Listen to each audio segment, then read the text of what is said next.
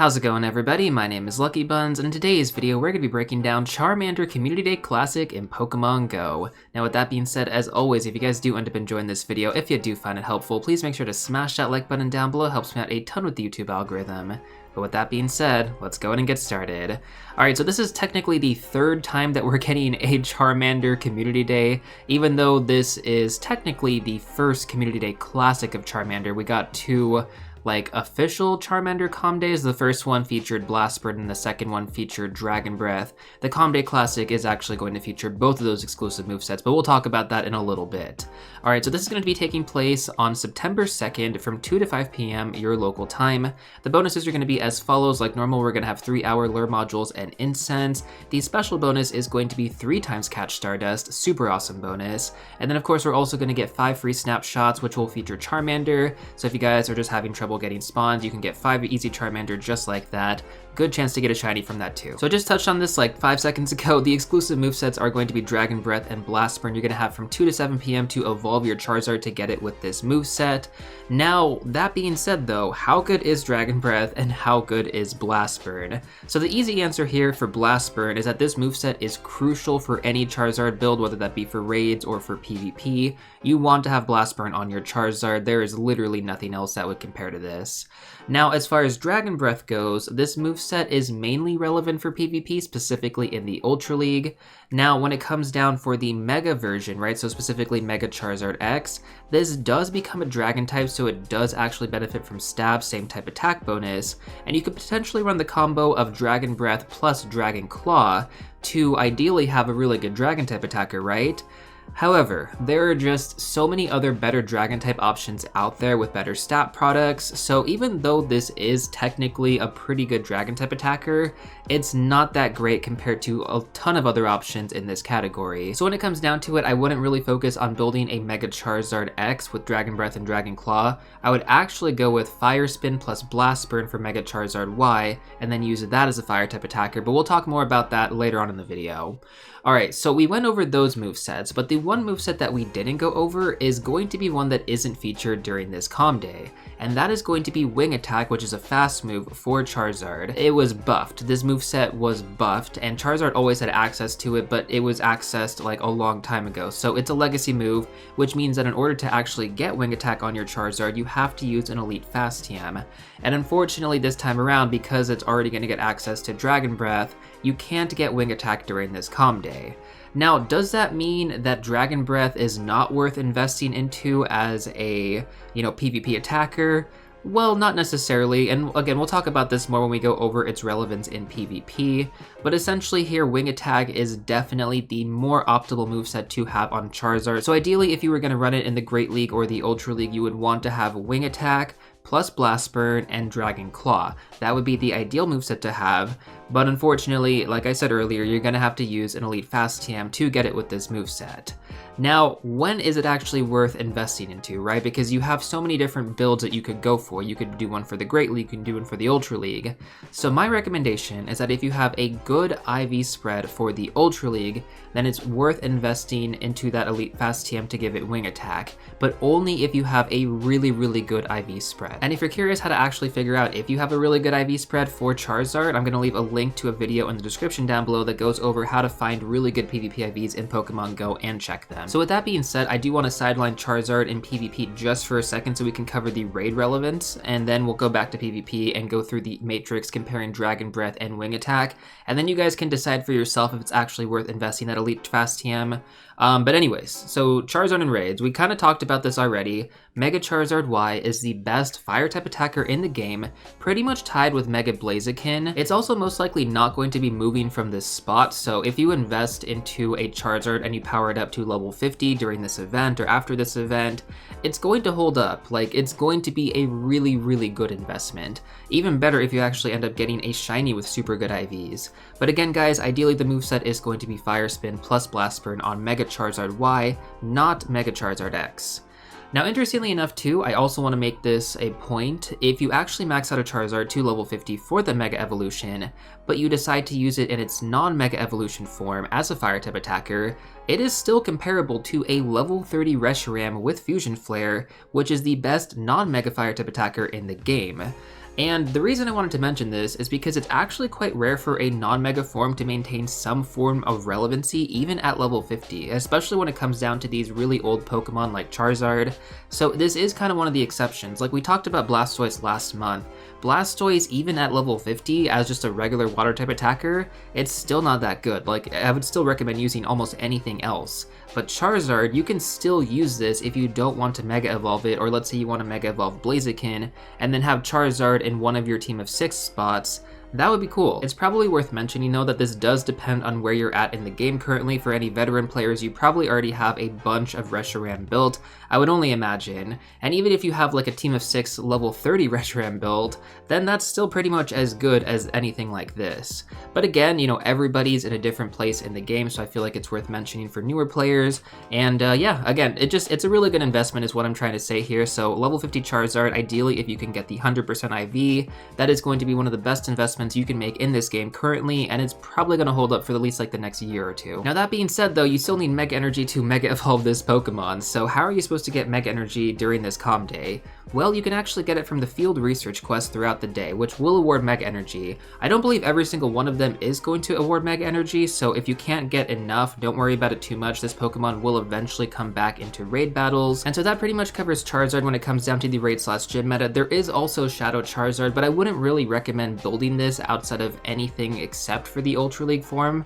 The reason I say that is because you can use that as a dual functionality Pokemon. So for example, I think Charizard probably goes around level 34, level 35 in the Ultra League under 2500 CP with the right IV spread. So ideally something like, I don't know, 0, 15, 15.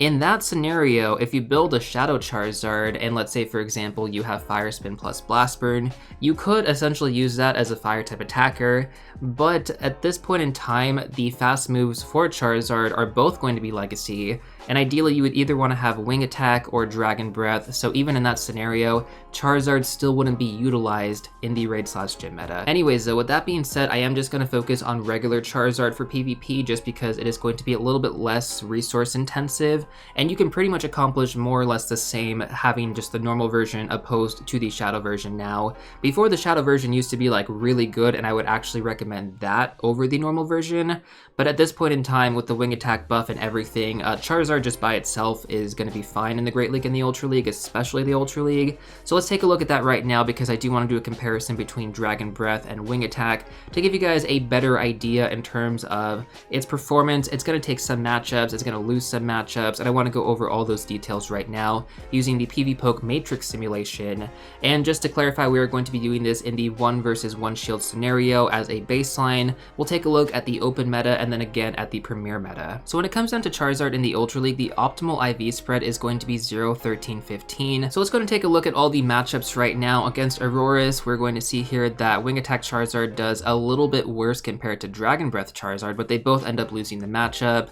Against Buzzwole, it is going to do much better with Wing Attack, but you know, again, Dragon Breath still takes the matchup here. In the mirror matchup, it doesn't actually change too much, so that's pretty cool. Against Cobalion, this is the first notable difference that we can see here with Charizard with Wing Attack opposed to Charizard with Dragon Breath. Wing Attack, because Cobalion is a fighting type Pokemon, Wing Attack's just going to do a lot more damage in the long run, clearly taking that matchup significantly opposed to Dragon Breath Charizard losing that matchup quite significantly. Against Cofagrigus, Wing Attack does actually lose it though, opposed to Dragon Breath Charizard taking it. Cresselia, both of them do end up winning the matchup. Wing Attack does a little bit better though. Defense Deoxys, same thing, loses both matchups, but Wing Attack does slightly better. Let's scroll over. Drapion, same situation here. Wing Attack does slightly better, but they both lose the matchup. Dubwool is a notable one for Dragon Breath because Dragon Breath actually takes this matchup, whereas Wing Attack loses it. And Empoleon, both of them are going to lose it. Yeah, that one makes sense. Escavalier, Wing Attack takes a notable win against that one. Opposed to Dragon Breath, it still takes the win here, so I'm not going to discredit it too much. Giratina Altered Form, though, this is a notable one because this is a pretty common Pokemon to see in the open Ultra League. Dragon Breath Charizard takes this one because Giratina is a dragon and shadow so I was gonna say Shadow, a Dragon and Ghost type Pokemon. So Wing Attack unfortunately is not going to do as much damage, just the neutral damage right from the fast attack. So Dragon Breath Charizard definitely taking a clean win against both Giratinas, either running Shadow Claw or Dragon Breath as the fast move. Next up we have Gliscor, takes that win, nice. Golisopod, Wing Attack Charizard does take that matchup though. As you can see here, like, there are definitely some pros and cons to running either of these movesets, which is why I'm not like totally discrediting Dragon Breath Charizard, because it does have some play here, whereas Wing Attack doesn't have play in everything. It really depends on what you're commonly seeing in the Ultra League. Greedent is pretty much the same, Greninja, they both lose. Guzzlord, you actually have Dragon Breath taking the win there. Gyarados loses both of them, Jellicent, same thing. Machamp, because Machamp is a fighting type Pokemon, Wing Attack, superior right there, same thing with Mandibuzz. Now Mandibuzz, you actually have a small loss, right? It almost takes the matchup. 493 is very close to that neutral standpoint for Mandibuzz, so unfortunately though, Dragon Breath falls just a little bit short on that. And then we can see the same thing here with Nidoqueen, right? Wing Attack just falls slightly short, so with the correct IV spread, you could actually take the Nidoqueen matchup with, maybe a higher attack stat or something like that. There's a lot of different ways you can look at this. Like the best PvP players in the world, they strategically build their Pokemon with like maybe 2 attack, 3 attack, just to hit maybe like an extra breakpoint to take that matchup. It's pretty important. I know Swag Tips goes over this stuff in detail. He's a great channel I'd recommend checking out if you are interested more in that stuff. But as an overall general standpoint here, Charizard with Dragon Breath going to take the matchup over Nidoqueen, where Wing Attack just slightly loses it. Alolan Ninetales, this one is an extra large build. Both of them do take that matchup, so it doesn't change too much. Now, interestingly enough too, with Alolan Ninetales, this one is an Ice-type Pokemon, so the fact that Charizard takes both of those matchups is pretty cool. Obstagoon, both of them take the win there. Pidgeot, Poliwrath, and Registeel, they all lose against it, so not much of a change there. Alolan Sandslash, you don't see that one too often, but either way, Charizard takes those wins. Scizor, same thing. Scrafty, same thing. Although it's a little bit more notable on the Scrafty matchup with Wing Attack, because again, it is a fighting type. Snorlax, it's actually a neutral matchup with Wing Attack, whereas Dragon Breath does have a little bit of an advantage. Sorry, specifically against the Shadow version. Against the normal version, both of them take the win. Stunfisk, Galarian. So Charizard with Dragon Breath slightly loses this matchup, so again, with the correct IV spread, that could potentially be different against Galarian Stunfisk. Now here's a really interesting one, right? With Shadow Swampert, both of them lose, but with regular Swampert, Dragon Breath Charizard actually takes the win here. That's kind of a big deal, in my opinion, because Swampert, you would think, right, would easily beat out Charizard. But Charizard with Dragon Breath actually takes the win. So that one's kind of a cool, notable one to point out there. Even Talonflame, like Talonflame's another one where you're kind of like, wow, Dragon Breath Charizard takes the win right there. So again, there's some pros and cons to running either of these things. Tapu Fini, both of them lose, but now Wing Attack Charizard is starting to see some wins, right? We got Toxicroak here. That's a notable win against Toxicroak, where it's Dragon Breath Charizard. It barely wins that one. Trevenant, same thing. Dragon Breath Charizard loses, whereas Wing Attack Charizard, it hits it like constantly, right? Because Trevenant is a Ghost and Grass type Pokemon, so Wing Attack hitting it in its Grass typing right there, whereas Dragon Breath, I believe, would be neutral or not very effective. I'm not 100% on that, but either way, like, that's kind of a big one because Trevenant is a really, really common Pokemon to see in the Open Ultra League. Umbreon, both of them are the same, neutral. Venusaur, significant win over Venusaur with Wing Attack. Like, that's not even funny. Like, 924, dude, that's like, you're gonna smoke Venusaur. That's how good it is. Virizion, same thing, a little bit more than the Dragon Breath, again, because they're both Grass-type Pokemon, and then Walrein. It does lose that matchup, but Dragon Breath does come quite close. Overall, comparatively, though, Wing Attack Charizard does have a better average, although technically it does not have as many wins, right? 25 wins opposed to 23 losses and then 1 tie, and Charizard with Dragon Breath, 28 wins, 20 losses and 1 tie, but it doesn't rank as well in terms of the average. Now, I did also mention that I wanted to take a look at the Premier Cut meta as well, so let's go through this right now. So against Abomasnow, both of them take the win. We already talked about Aurorus, that's the same thing here. We're just going to go over the notable differences, like, certain Pokemon that you wouldn't see in the Open Ultra League. Blaziken's one of them, both of them take the win there. Of course, Charizard with Wing Attack going to be a little bit better because Blaziken is a fighting and fire type Pokemon. We already talked about Charizard. Chestnut, notable difference because it is a Grass-type Pokemon, although both of them do fairly well. We talked about Cofagrigus, Crustle, both of them lose pretty bad. Dragalge is an interesting one here because I believe it's Dragon and Poison for Dragalge. That's going to be a notable win for Charizard with Dragon Breath. Dragonite as well, right? Dragon Breath Charizard going to be a lot better of an option because Charizard is a Fire and Flying type Pokemon, whereas Dragonite is a Dragon and Flying type Pokemon. Charizard's not going to take super effective damage from those Dragon Tails or Dragon Breaths on Dragonite, whereas Dragonite is going to take super effective damage. So definitely a notable win for Dragon Breath Charizard right there, although against the Shadow, Wing Attack does just as good. It's pretty interesting, right? Now, Drapion in its Shadow form, Wing Attack Charizard is going to take that win, whereas Dragon Breath Charizard loses it. I believe we already talked about Dubwool, Empoleon, Escavalier. Ferrothorn is a new one, but again, Ferrothorn, no matter how you slice it, Charizard with either of these movesets is going to smoke it. Gallade though, different scenario. Wing Attack Charizard takes that win, Galvantula, same thing. Now, interestingly enough, you would think that, Dragon Breath Charizard would do okay against Galvantula, but I guess not, and clearly it shows it right here. It loses pretty bad. So Wing Attack Charizard, that's a notable win right there. Let's see, Kingdra, alright, that's more of a easy win for both of them. Como-O, same thing. Lapras, I'd expect that one to lose. Machamp we talked about. Magnezone, it loses. Now Magnezone is an interesting one because Charizard technically should do pretty well against this one, but I would say that's more relevant, more apparent if it was running Fire Spin instead as a fast move. With Wing Attack and Dragon Breath, it doesn't really help that much against Magnezone, so if we had a Fire Spin on the third option here, that one would definitely take the win against Magnezone. We talked about Mandibuzz, Alolan Mug, both of them lose. Nidoqueen we talked about, Alolan Ninetales, same thing. Pelipper takes the loss right there, Politoed as well. I believe we already talked about Poliwrath. Let's see, Surfetch is a new one, both of them take the win right there. Skarmory, same thing. Now keep in mind though, we did just get a move update today in Pokemon Go, so I'm pretty sure PvPoke has to update their metas. But Steelix did get access to Breaking Swipe, so as far as losing the matchups or winning the matchups right now, I wouldn't take this one too seriously. I feel like Steelix would actually take both of these matchups against Charizard because of Breaking Swipe and Dragon Tail. Like, that would be really, really good against Charizard. Just in general, I feel like Steelix is going to be one of the top picks in the meta now, so we'll have to pay attention to that one. I'll do a move update breakdown probably the next day or two. There's just so much to talk about there, so it's going to take a while to analyze everything.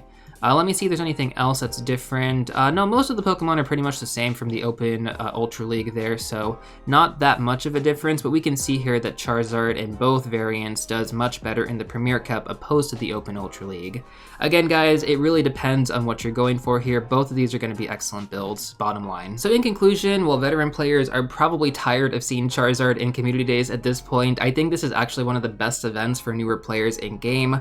Call that an underrated opinion, or an unpopular opinion, I should say, but it's a fan favorite Pokemon. Like, people love Charizard, and even though this is the third time we're seeing it, it still has so much play in most of the metas. The raid meta, the PvP meta, again, like, it's the best fire type mega in the game next to Mega Blaziken, so you'll have a great opportunity to build one up to level 50, use that for the foreseeable future, and then when it comes down to PvP, you have so many different build options as well for the Great League or Ultra League formats. I feel like Charizard really shines in the Ultra League though, so if you were going to build one with Wing Attack, Ultra League again is my recommendation there. Overall, there's definitely a lot to be desired out of this Community Day in my opinion, and even though I already have a Hundo Charizard maxed out to level 50, I'm probably still going to go out and play just to have that chance of potentially getting a Shundo. With that being said, that pretty much covers everything in regards to Charmander Community Day Classic, but as always, I like to go through some additional tips and tricks for newer or returning players, so let's go through those right now.